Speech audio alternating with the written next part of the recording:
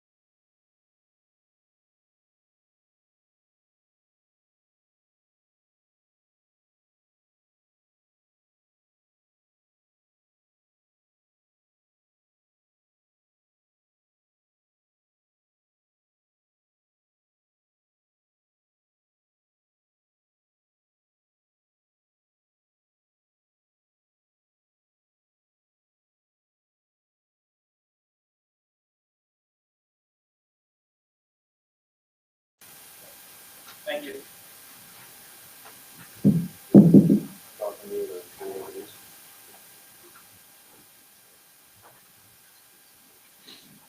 Yep, 1, 2, 3, 4, 5, 6, 7, 8. 8. Yep. 1, 2, 3, 4, 5, 6, 7, 8. You need any more? Yeah, thank you. Thank you. All right.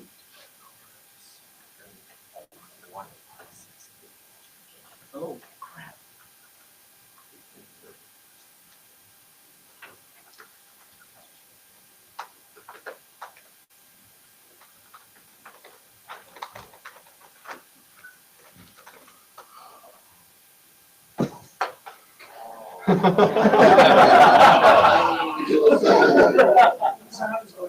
It's coming.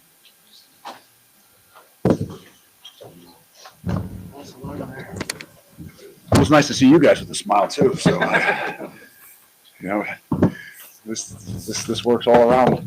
You know, I think for all of us. Well, I just let's make sure we address the game first and foremost at the end if we want to hit on some of the stuff that went on this week. But we got to make sure that we really talk about what these guys have done and what these guys went out there and did tonight.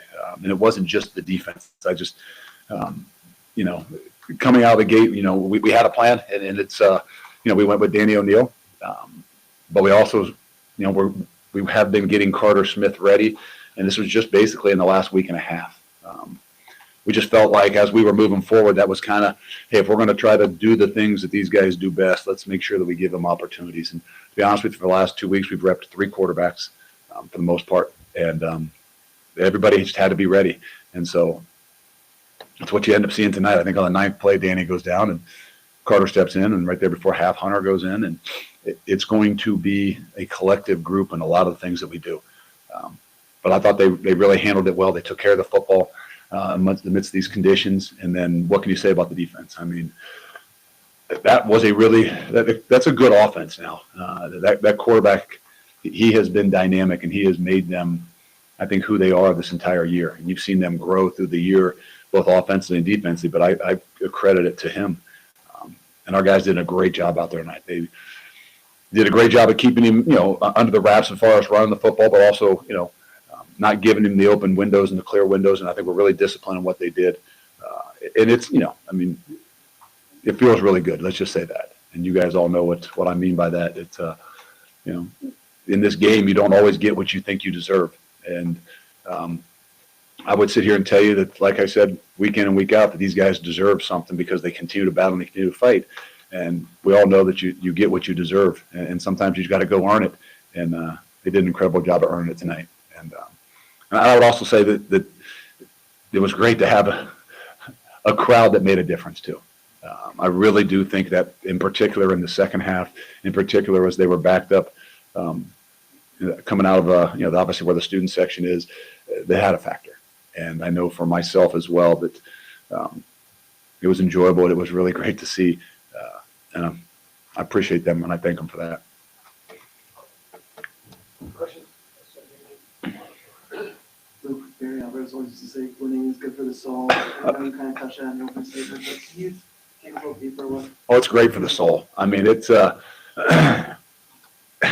sometimes you forget. To be honest with you, I did forget a little bit of what it was like to have that emotion and to see our guys with that emotion. That's what I kind of talk about. Like, this is a tough game, and you work at it incredibly, incredibly hard, no matter what the results are. But to have that ability to kind of have that emotion, and not just for me. I mean, that's one thing, right? I mean, I try to not to give it too much and have too much of it, but I'd much rather see it from our guys. And it is really good, not just for the soul, it's good for the team, and it's good for everybody. Looking at the defense quickly, you mentioned containing Don Williams, rushing.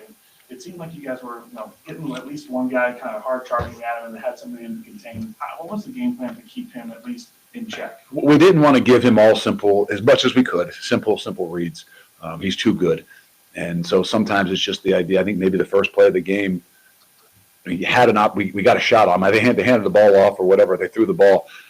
but just the ability to change some things up on, because he's too good to allow him to kind of, dictate what he's going to do based on reading guys that are sitting on the edges. So we tried to do a really good job, but I give our guys credit. There's some discipline involved in that, because it's not just, hey, you get a free run to the quarterback. And same thing in the back end. We tried to be able to more so on third down change some things up on him, because he really is too good to just be able to sit there and think you're going to either play man or you're going to play zone. We had to, and knew going into this game, we had to do a lot of different things. Nick?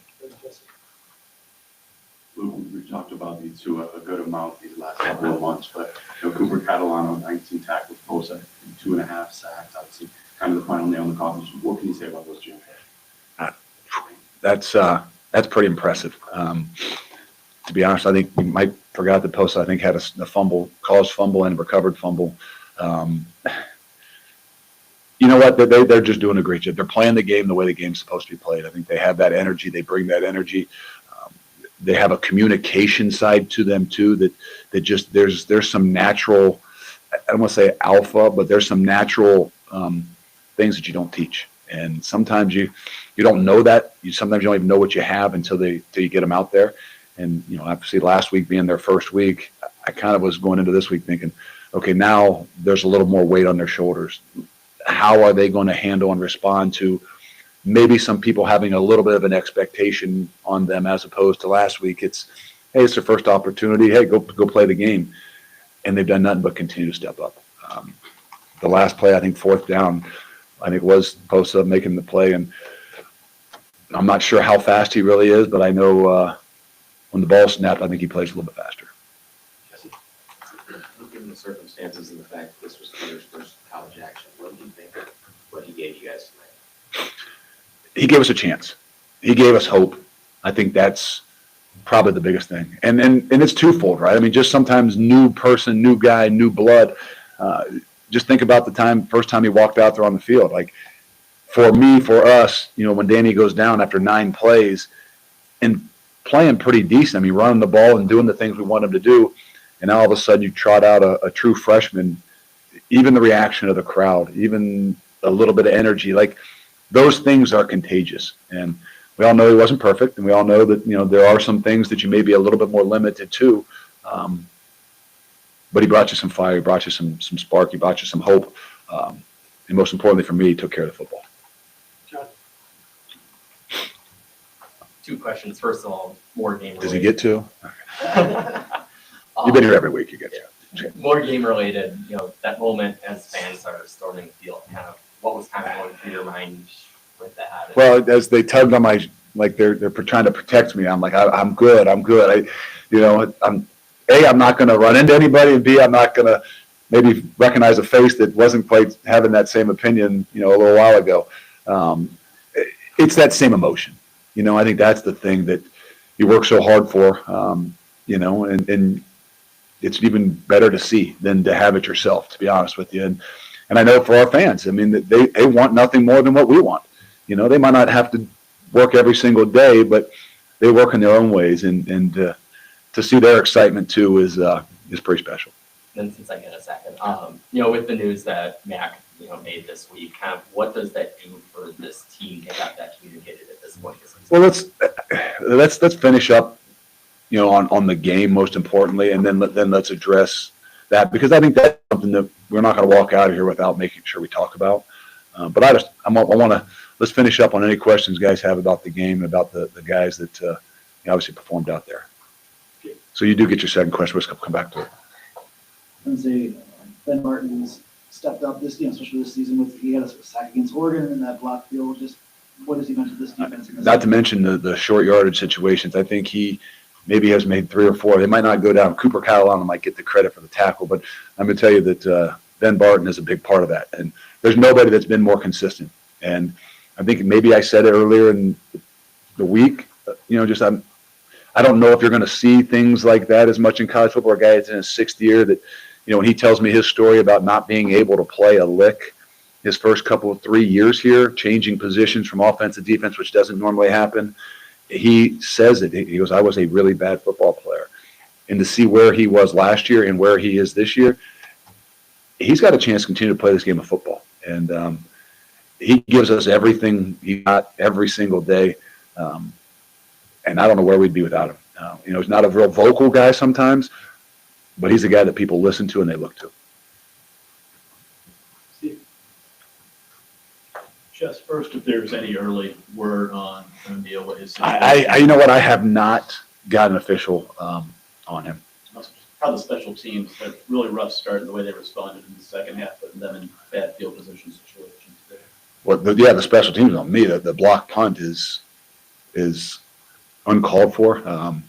That can't happen. I mean, that's you don't normally win football games when you get punts blocked. So maybe we had to balance it out with a fake punt to try to even that thing out a little bit. We missed a field goal early on. That's what I mean by the resiliency of things. Like, right, we've had these things happen to us. We've had, things the entire year where guys go down. And we talked about before the game, we talked about it, at the beginning of the week about not flinching. And there's a lot of things to flinch over as we've been through the last few weeks or months. There was a lot of things to flinch at tonight too, whether it's, Danny going down the ninth play, getting a punt block, giving the ball on the 1 yard line, missing a field goal. And give our guys credit. They did not flinch. They kept fighting. They kept playing. And that's what you got to be most proud of. At least I do. I know we've spoken about Gideon before, but I know he obviously got that penalty. Again? 73. He gave you another, quality running performance.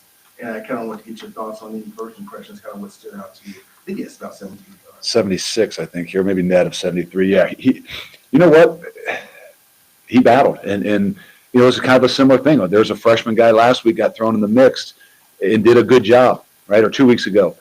But it was one of those things where, okay, when you just get thrown in the mix, sometimes there's not a whole lot of pressure on you, right? Being the sixth man coming in off the bench, and all of a sudden you went into a week where all of a sudden you're the guy carrying the load, and that's where you are curious. I've been curious about these young guys to say there's a lot more on their plates as they come out this week, whether it was Cooper and Posa, Gideon. There's a lot more on their plates when all of a sudden guys are looking at you and expecting you to be the guy to carry the load. And he took care of the football again. He runs hard. He's done an unbelievable job. We've got to get some of these discipline things. That's 2 weeks in a row on a late penalty that to me is out of characteristic of him. But I'm proud of him. I think he's got a bright future. Colton, then goes Zach in the second row. Look, you mentioned him repping 3 quarterbacks throughout the past couple of weeks, and it seemed like from the TV broadcast that Danny had indicated that he didn't come into the game 100%. Just what was the balance of, what you could get out of him versus Danny took most of the reps the last 2 weeks. We had just started getting Carter reps just last week during the bye week. Just said, hey, we would have to give him an opportunity because we don't know what it's going to look like, and we've had guys that are dinged up, and we're just trying to figure out as you grow, what do you kind of focus yourself around and building right offensively. And for a bunch of these weeks we've been maybe hoping and expecting to get Billy back, and so you kept kind of pushing the offense in that direction. And I don't know that that's the case, so we kind of tried to shift to say, okay, how do we build this thing and continue to move forward based on what we've got. So yes, they all 3 got reps.